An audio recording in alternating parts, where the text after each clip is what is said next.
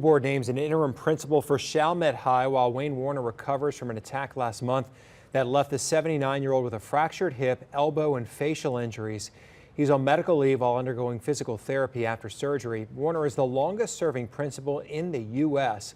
with 51 years at Chalmette High. While Warner recovers, Will Schneider will serve as acting principal. He graduated from Chalmette High in 2003 and went on to earn his master's degree from Columbia University's Teacher College program before returning to his alma mater as an educator. The man accused of attacking Warner faces charges of simple battery, second-degree robbery, simple battery of the infirmed, and battery on a police officer. St. Bernard deputies say Warner saw 33-year-old Christopher Kidd knocking over trash cans, and when Warner asked what he was doing, Kidd allegedly pushed him to the ground and stole his cell phone.